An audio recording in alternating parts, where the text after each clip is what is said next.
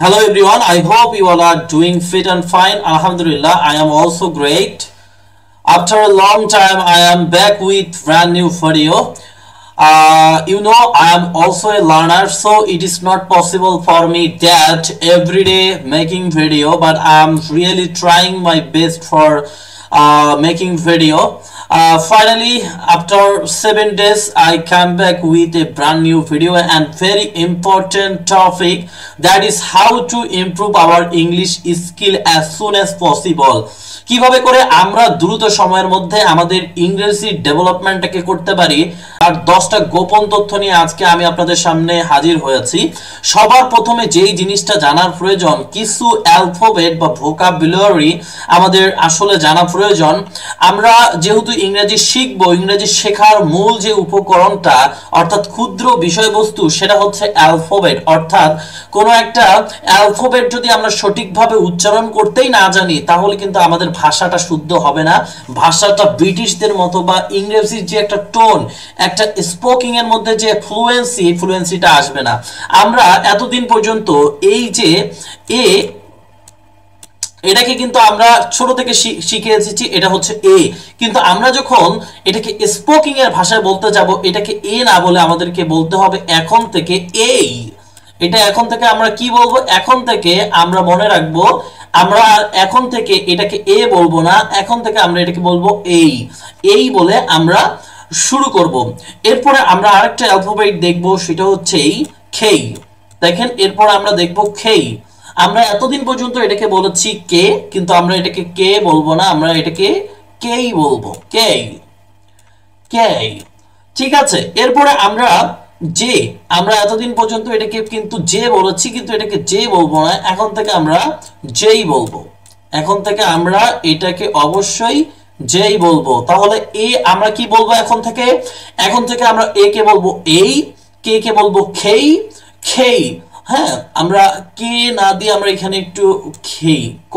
ইংরেজি শব্দের মধ্যে কোনো ক নেই, আমরা এখানে একটু ঠিক করে দেই, খেই। আমরা তাহলে কি জানতে পারলাম? আমরা এ থেকে এই বলবো, খে থেকে খেই বলবো, এবং যে থেকে যেই বলবো। এগুলো দিয়ে পরবর্তীতে আমরা বাংলা এবং ইংরেজি বিভিন্ন ধরনের বাক্যগুলো গঠন করার মাধ্যমে সেই বিষয়গুলোকে প্র্যাকটিস করবো ইনশাল্লাহ। এরপরে আমরা ফি। দেখেন, এতদিন পর্যন্ত আমরা কিন্তু এটাকে পি বলছি, পি, কিন্তু এখন থেকে এটাকে আমরা আর পি বলবো না, আমরা ফি বলবো। আমরা এখন থেকে বলবো ফি। এরপরে আমরা টি। দেখেন, আমরা এখন পর্যন্ত এটাকে টি বলতাম, এটাকে টি বলবো না, আমরা এটাকে বলবো টি। এখন থেকে আমরা এটাকে টি বলবো। এ কে এই বলবো, খে কে খেই বলবো, যেই ফি টি। আমরা এখন থেকে উচ্চারণগুলো এরকম করার চেষ্টা করব। ও কে ও বলবো না, আমরা ও বলবো। আমরা ও না বলে ও বলার চেষ্টা করব। আর ডাব্লু বলবো না, আমরা কি বলবো না? ডাব্লু বলবো না, আমরা ডাব্লিউ। আমরা ডাব্লিউ। আমরা এটাকে এখন থেকে ডাব্লিউ, আমরা এখন থেকে এটাকে ডাব্লিউ বলবো। এই যে ওয়ার্ডগুলো, এই ওয়ার্ডগুলো সকলে একটু আবারও রিপিট করি, আমরা একসাথে সকলে চেষ্টা করব। এই, খেই, যেই, ফি, টি, ও, ডাব্লিউ। এই, খেই, যেই, ফি, টি, ও, ডাব্লিউ। হেই, খেই, যেই, ফি, টি, ও, ডাব্লিউ। এভাবে করে আমরা কি করব? প্র্যাকটিস করব। এ কে আমরা এ বলবো না, এই, খেই, যেই, ফি, টি, ও, ডাব্লিউ। এভাবে করে আমরা কি করব? মুখের ফ্লুয়েন্সি গুলোকে বাড়ানোর চেষ্টা করব। সকলে এটাকে একটু খাতায় উঠিয়ে আপনারা এই বিষয়গুলোকে অনুশীলন করবেন ইনশাআল্লাহ। আমার বিশ্বাস আপনারা অনুশীলন করবেন। আর এখন থেকে এ বলবেন না, ডাব্লিউ কেও বলবেন না, ডাব্লিউ বলবেন, কে খেই বলবেন, টি বলবেন। এভাবে করে কি করবেন? উচ্চারণ করবেন। তো চলেন আমরা ফি দিয়ে একটা সুন্দর একটা বাক্য, ঠিক আছে, যেটাকে আমরা বলা হয় মুখের জড়তা ভাঙানোর জন্য কিছু ট্রান্সফার রয়েছে, সেই ট্রান্সফার গুলো আমরা পড়বো। আমরা ফি দিয়ে একটা পড়ি, সেটা হচ্ছে folly foot, folly foot faffle, folly foot faffle, faint in the fall। দেখেন আমরা এটাকে কিভাবে করে উচ্চারণ করতে পারি, আমরা সকলে এটাকে এইভাবে করে উচ্চারণ করব, folly foot faffle faint in the fall, folly foot faffle faint in the fall। যত দ্রুত বলা যায় এটা, folly foot faffle faint in the fall, folly foot faffle faint in the fall। কোনোভাবেই এখানে কিন্তু প উচ্চারণ করা যাবে না, সবগুলোতে আমরা কি উচ্চারণ করব, ফ, ফলি foot faffle faint in the fall। আমরা যখন এটাকে খুব দ্রুত উচ্চারণ করতে পারবো তখন দেখবো যে আমরা নেটিভ ইউজার অর্থাৎ যারা ইংরেজি ভাষাভাষীর মানুষ তাদের মতো করে ইংরেজিটাকে বলতে পারতেছি, অর্থাৎ আমাদের ভয়েসের যে একটা টোন রয়েছে, অর্থাৎ আমাদের কথা বলার মধ্যে যে একটা টোন, অর্থাৎ কথা বলার মধ্যে যে একটা গতি, একটা স্মুথনেস, একটা ফ্লুয়েন্সি, সেই ফ্লুয়েন্সিটা বোঝা যাবে। Folly foot faffle faint in the fall, folly foot faffle faint in the fall, folly foot faffle faint in the fall। এভাবে করে বারবার বলতে থাকবেন, একবারে এক নিঃশ্বাসে 5 বার বলার চেষ্টা করবেন। Folly foot faffle faint in the fall, folly foot faffle faint in the fall, folly foot faffle faint in the fall, folly foot faffle faint in the fall, folly foot faffle faint in the fall। অর্থাৎ কোনোভাবেই পা উচ্চারণ করবেন না, ফ উচ্চারণ করার চেষ্টা করবেন। Folly foot faffle faint in the fall, folly foot faffle faint in the fall, folly foot faffle faint in the fall, folly foot faffle faint in the fall। এভাবে করে আপনারা উচ্চারণ করার চেষ্টা করবেন। আমরা ফ দিয়ে আমরা একটা ঠান চোষ্টা দেখলাম, এরপরে আমরা ব দিয়ে আমরা একটা দেখি, ঠিক আছে, ব দিয়ে আমরা দেখি, ব,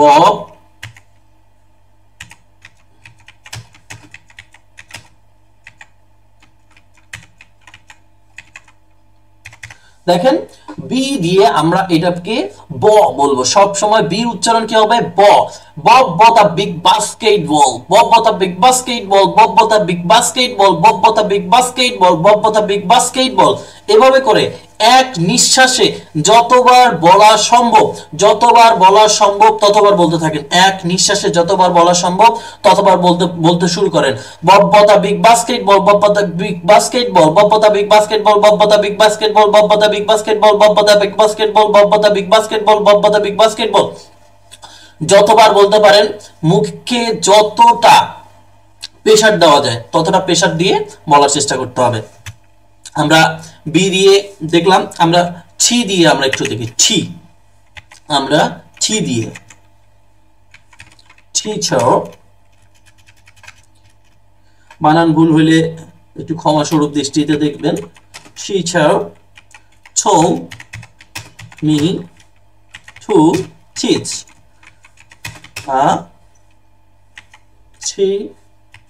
difficult topic।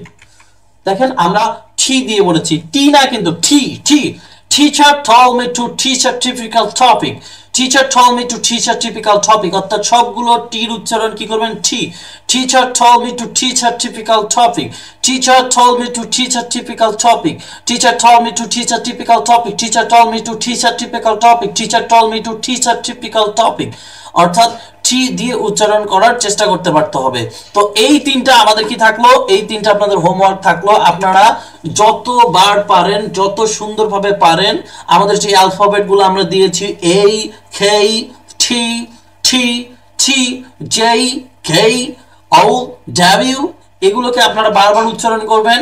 এবং আমি যেভাবে বলেছি, এ বলা যাবে না, এই, খেই, জেই, ও, ডাব্লিউ, এভাবে করে উচ্চারণ করার চেষ্টা করবেন। এ এইভাবে না, তারপরে এই যে টি, টি, টি, teacher told me to teach a typical topic।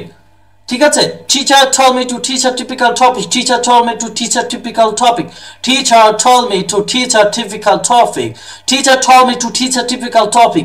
এভাবে করে নেটিভ ইউজারদের মতো করে বলার চেষ্টা করতে পারতে হবে। প্রথমে আমরা পারবো না, কোনো সমস্যা নাই, কিন্তু বলার চেষ্টা করতে হবে। এখন আসা যাক, এখন আসা যাক আমরা কিভাবে করে অ্যাজ এ বিগিনার হিসাবে কুইকলি আমরা আমরা এই ভাষাটাকে শিখতে পারি। প্রথমত স্টার্ট সিম্পল ভাই, খুব ছোট ছোট খুব সামান্য সামান্য সেন্টেন্স গুলো দিয়ে আপনাদের শুরু করতে হবে, যেমন hello, thank you, how are you, ছোট ছোট বাক্য দিয়ে শুরু করতে হবে। একটা বাচ্চা তো শুরুতে একদম খুব বড় বাক্য বলতে পারে না, তাই না? তো আমরা তো এখন ইংরেজি শেখার ক্ষেত্রে বাচ্চা, তো আমরা একদম শুরুতেই কিন্তু একদম হাজার হাজার লাইন, লক্ষ লক্ষ লাইন বা ধরেন 5 লাইন 10 লাইন একবারে উচ্চারণ করতে পারবো না, এটাই স্বাভাবিক। প্রথমে একটা বাচ্চা তো আমি ভাত খাই, আমি ভাত খাবো, আমি এখানে যাব, এই ধরনের কথাগুলোই পারে। তাহলে আমরা ছোট ছোট শব্দ দিয়ে, ছোট ছোট ওয়ার্ড দিয়ে, আমরা ছোট ছোট সেন্টেন্স দিয়ে শুরু করব। Thank you, how are you, WhatsApp, hello, এই ধরনের বাক্যগুলো দিয়ে আমাদের কি করতে হবে, শুরু করতে হবে। হ্যাঁ, আমরা কোনো একটা দিনের কাউকে শুভেচ্ছা জানাবো, এই ধরনের বাক্যগুলো দিয়ে আমাদেরকে আসলে শুরু করতে পারতে হবে, ঠিক আছে? সাধারণ বাক্য বা শব্দ ব্যবহার করতে হবে। দেখেন, আমরা মনে করি যে আমাদের ইংলিশ বলার ক্ষেত্রে মনে হয় খুব ভারী ভারী ওয়ার্ড ব্যবহার করতে হবে। ভারী ভারী ওয়ার্ড ব্যবহার করার প্রয়োজন নাই। তো ইংরেজি বলতেছি, আমরা ইংরেজি মানুষের কাছে প্রকাশ করব, অর্থাৎ আমার কথাটা অন্য আরেকজন মানুষের কাছে ইংরেজিতে উপস্থাপন করব। এখন ইংরেজিতে বলে তাকে বুঝাইতে পারলেই হলো ভাই। যারা আমরা বাইরের কান্ট্রি গুলোতে রয়েছি, তাদের মেইন টার্গেট হচ্ছে আমি ইংরেজি বলে আরেকজনকে বুঝাইতে পারা, অর্থাৎ আমি কি বুঝাইতে চাচ্ছি সেটা আরেকজনকে ইংরেজির মাধ্যমে সুন্দরভাবে বোঝানোর চেষ্টা করা।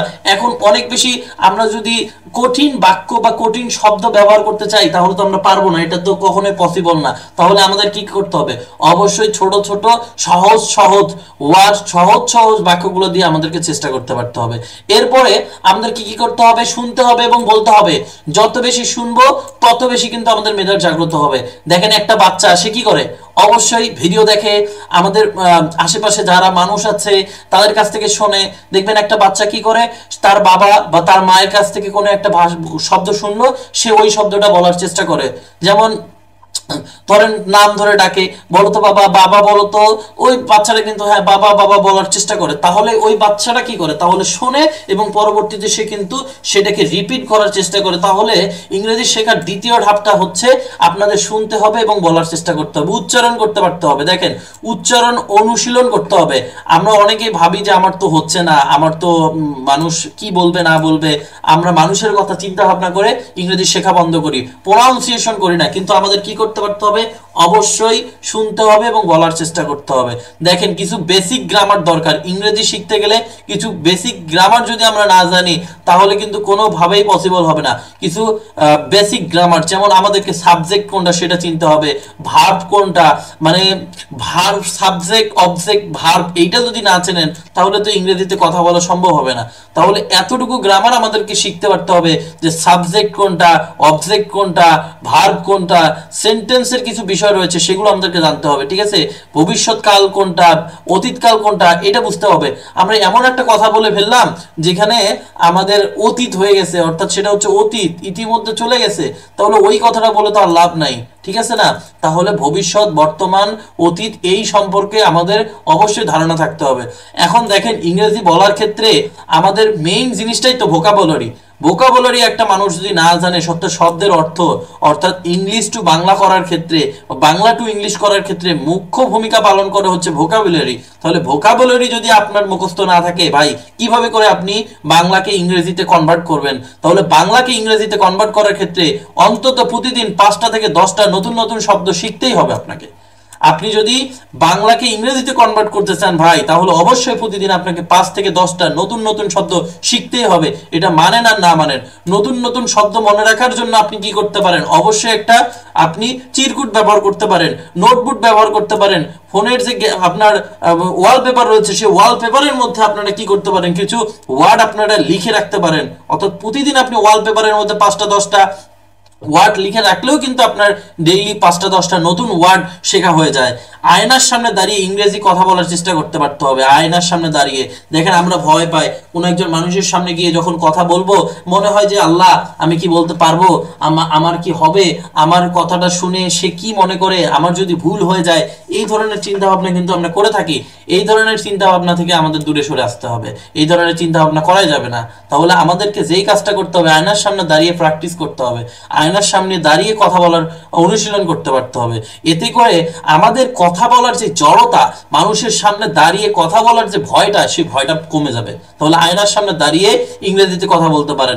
আবার আপনি কি করতে পারেন, আপনার ফোনের মাধ্যমে আপনি কোনো একটা কথা বলে সেটাকে রেকর্ড করে নিতে পারেন। রেকর্ড করে আপনি পরবর্তীতে আবার দেখতে পারবেন যে আপনার কোথায় কোথায় ভুল হয়েছে, এবং পরবর্তীতে ওই ভুলগুলো সংশোধন করতে পারতেছেন। কিন্তু আপনি এইটা যদি আগে থেকে না করেন, তাহলে নতুন একজন মানুষের সামনে যখন কথা বলতে যাবেন, তখন আপনি আটকায় যাবেন, আপনার মনের মধ্যে বিভিন্ন ধরনের ভয় কাজ করবে, আপনি কিন্তু বেশিক্ষণ ধরে কথা বলতে পারবেন না বা বেশি কিছু বলতে পারবেন না।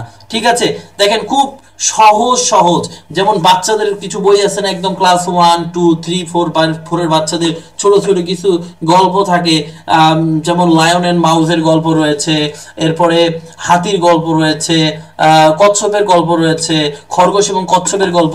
এই যে অল্প অল্প ছোট ছোট মানে সহজ সহজ কিছু গল্প, এই গল্পের বইগুলো আমাদের পড়ে ইংরেজি শিখতে পারতে হবে। সেখান থেকে ভোকাবুলারি গুলো জানা যায়, গল্পের মাধ্যমে কি করা যায়, ভোকাবুলারি গুলো খুব সহজে অনুশীলন করা যায়। সেখান থেকে আমরা কি করতে পারি, সেই ভোকাবুলারি গুলো অনুশীলন করতে পারি। এখন অনুশীলন করার জন্য বেস্ট ওয়ে হচ্ছে সহজ সহজ কিছু বাক্য দিয়ে আমাদেরকে রিটেন প্র্যাকটিস করতে হবে, লেখার অনুশীলন করতে হবে। লেখার অনুশীলন করাটা খুব বেশি জরুরি। অনেকে আছে বলতে পারে বাট লিখতে পারে না, তো লেখাটাও কিন্তু জরুরি, ইংরেজিতে লেখাটাও জরুরি। তাহলে লেখাও অনুশীলন করতে পারতে হবে। কিভাবে করে কোনো একটা কোশ্চিন সহজে জিজ্ঞেস করা যায়। আসলে আমরা বাঙালিরা লজ্জা পাই, আমরা কোনো একটা জিনিস শেখার ক্ষেত্রে স্যারকে পরিপূর্ণভাবে বলতে পারি না, স্যার আমি এখানে আটকায় গেছি, আমি এখানে পারতেছি না।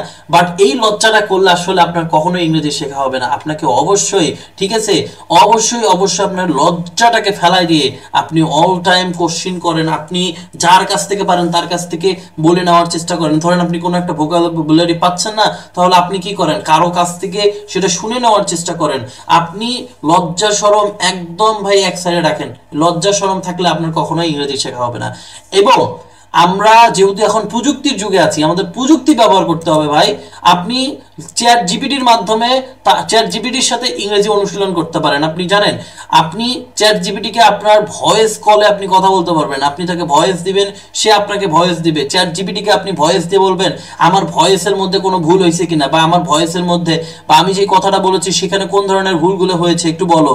এবং চ্যাট জিপিটির সাথে সরাসরি ভয়েসের মাধ্যমে কথা বলা যায়। তাহলে এইটা কিন্তু খুবই গুরুত্বপূর্ণ একটা বিষয় হয়ে দাঁড়াইছে। কিভাবে করে চ্যাট জিপিটির মাধ্যমে ইংরেজি অনুশীলন করা যায় সেই বিষয়ে আমার একটা ভিডিও আছে, ঠিক আছে।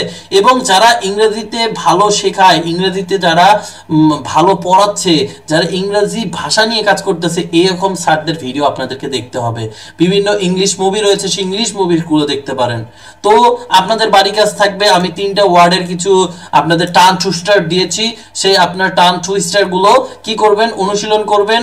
অ্যালফাবেট গুলো যেগুলো দিয়েছি, AJKWT এই যে ওয়ার্ডগুলো, এই যে অ্যালফাবেটগুলো, এগুলো আপনারা অনুশীলন করবেন। সকলে ভালো থাকবেন। যদি ভিডিওটি ভালো লাগে অবশ্যই চ্যানেলটিকে সাবস্ক্রাইব করে পাশে থাকা বেল আইকনটি বাজিয়ে দিতে ভুলবেন না। আল্লাহ হাফেজ।